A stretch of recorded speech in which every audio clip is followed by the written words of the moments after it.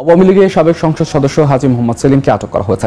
রোববার দিবাগত মধ্যরাতে পুরান ঢাকার বংশাল এলাকা থেকে তাকে আটক করা হয়। শেখ হাসিনা সরকারের সময়কালে যারা বাঘের মতো চলাফেরা করতেন তারাই এখন ভয়ে হয়ে যাচ্ছেন কোণঠাসা। যে হাজী সেলিমের দাপটে কাঁপত পুরান ঢাকার মানুষেরা, সেই কুখ্যাত হাজী সেলিম নিজেই এখন কাঠগড়ায় হাউমাউ করে কাঁদছেন। আপনারা জানেন যে বাংলাদেশের ইতিহাসে বা পৃথিবীর ইতিহাসে এটাই প্রথম একটি গণ অভ্যুত্থানের মধ্য দিয়ে ৩০০ জন এমপি এবং মন্ত্রী, তাদের পরিবার এবং তাদের নাতি পুতি ৮০ জন আজকে পলাতক। দর্শক শ্রোতা, এবার গ্রেফতার হলেন হাজী সেলিম। সবাই আপনারা এই নামটা শোনার পর অবশ্যই বুঝতে পেরেছেন কে গ্রেফতার হয়েছে। দর্শক শ্রোতা, তাকে কাঠগড়ায় দাঁড়া করালে তিনি অঝাড়োভাবে কাঁদলেন এবং তিনি কিছু হাসিনাকে নিয়ে তথ্য দিলেন, যেগুলো শুনলে আপনারাই চমকে উঠবেন। দর্শক, আজকে ভিডিওটি খুবই ইম্পর্টেন্ট ভিডিও, যার কারণে সম্পূর্ণ ভিডিওটা না টেনে দেখতে চেষ্টা করবেন। তো কথা না বাড়িয়ে চলুন আমরা ভিডিও মূল আচরণ চলে যাই। ভিডিও মূল আচরণ চলে যাওয়ার আগে আপনার কাছে আমার ছোট করে একটু অনুরোধ, আপনি প্রত্যেক মুহূর্তের আপডেট পেয়ে চান তো অবশ্যই চ্যানেলটি সাবস্ক্রাইব করে দিবেন এবং পাশে থাকা বেল আইকনটি ক্লিক করে দিবেন, তাহলে প্রত্যেক মুহূর্তের আপডেট সবার আগে পৌঁছাবে আপনার কাছে। দর্শক, কথা না বেরিয়ে চলুন আমরা সেই ঘটনাটি তাহলে বিস্তারিত দেখে আসি।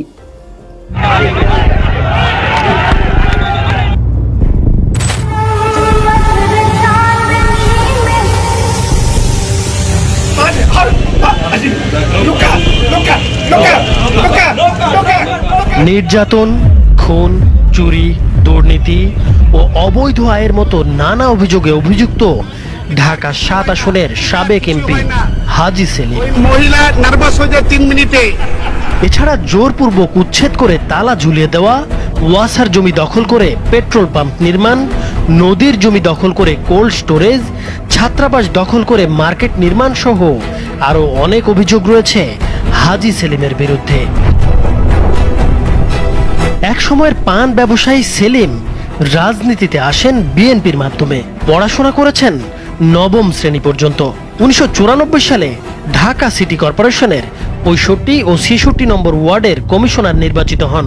পরে জাতীয় সংসদ নির্বাচনে বিএনপির মনোনয়ন চেয়ে ব্যর্থ হলে যোগ দেন আওয়ামী লীগে। আওয়ামী লীগ থেকে এমপি নির্বাচিত হবার পর থেকেই ফুলে ফেপে উঠতে থাকে তার ব্যবসা ও সম্পত্তি। প্রতিষ্ঠা করেন মদিনা গ্রুপের। এখান থেকে হাতিয়ে নিতে থাকেন শত শত কোটি টাকা। এরপরে শুরু করেন জমি ও বাড়ি দখল। পাড়া মহল্লায় পঞ্চায়েত প্রথা চালুর মাধ্যমে বিরোধ নিষ্পত্তির নামে জোরপূর্বক উচ্ছেদ করতেন বাড়ি বা দোকান মালিকদের, ঝুলিয়ে দিতেন তালা। এজন্য তালা হাজী নামে খেতাবও পেয়েছিলেন তিনি। বুড়িগঙ্গার তীরে চাঁদনী ঘাটে ওয়াসার পানি পাম্পের জমি দখল করে সেখানে পেট্রোল পাম্প তৈরি করেন হাজী সেলিম।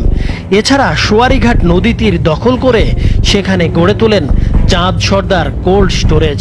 নবাববাড়ি এলাকায় জগন্নাথ কলেজের ছাত্রাবাস দখল করে সেখানে গুলশানারা প্লাজা নামে বিশাল ভবন নির্মাণ করেছেন তিনি। আরমানিটোলা এলাকায় এক বৃদ্ধার সম্পত্তি দখল করে নির্মাণ করেন এমটিসি টাওয়ার। নলগোলায় ভাওয়াল রাজার সম্পত্তি দখল করে বিশাল ভবন নির্মাণও করেন তিনি। শুধু তাই নয়, হাজী সেলিম চকবাজারের ৫০ থেকে ৬০ বছরের পুরনো ব্যবসায়ীদের জোরপূর্বক উচ্ছেদ করে সেখানে মদিনা আশিক টাওয়ার ও হাজী সেলিম টাওয়ার নামে দুটি বহুতল ভবন ও মার্কেট নির্মাণ করেছেন। তার কারণে সেখানের দুই ব্যবসায়ী আত্মহত্যা করেছিলেন।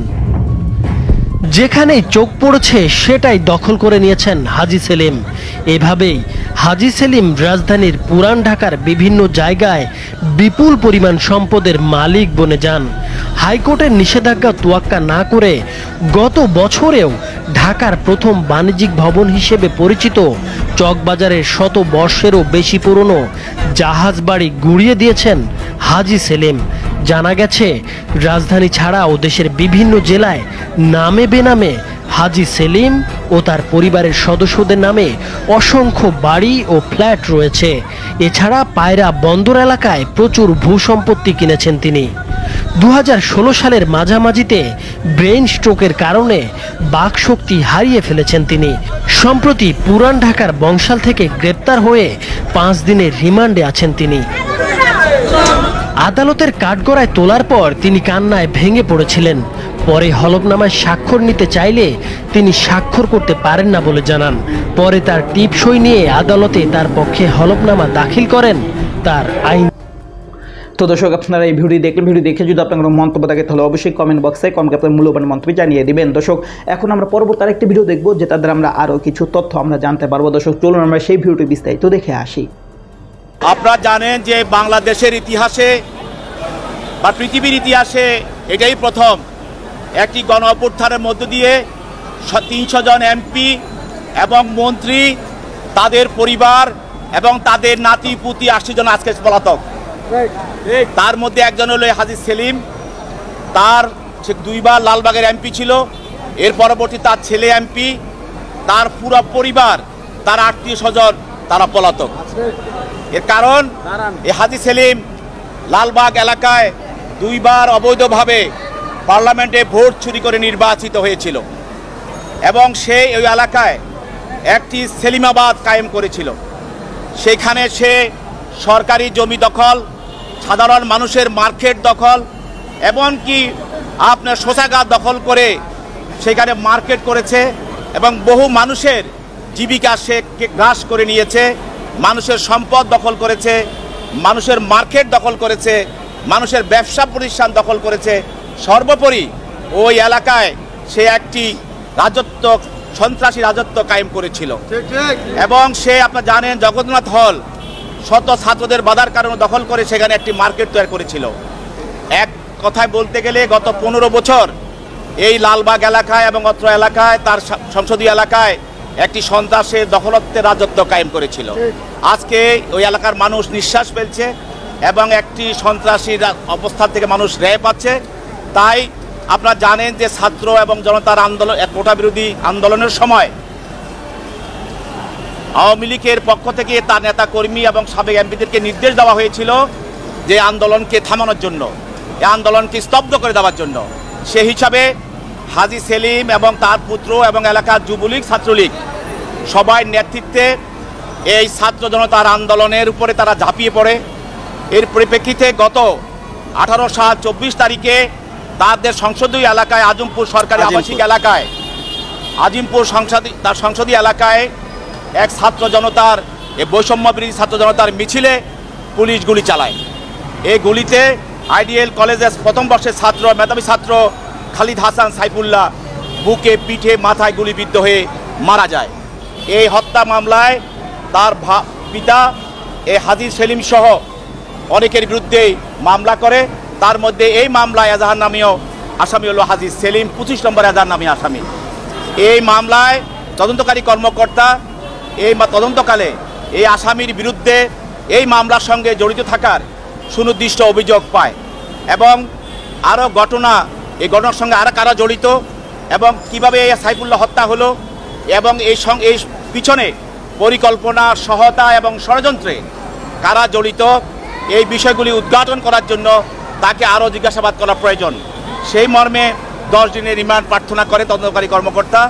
বিজ্ঞ আদালত তদন্তকারী কর্মকর্তার দরখাস্তের গুণাগুণ এবং এজাহারের বিষয়বস্তু গুণাগুণের উপরে ভিত্তি করে তিনি আসামির বিরুদ্ধে 5 দিনের রিমান্ড মঞ্জুর করেন।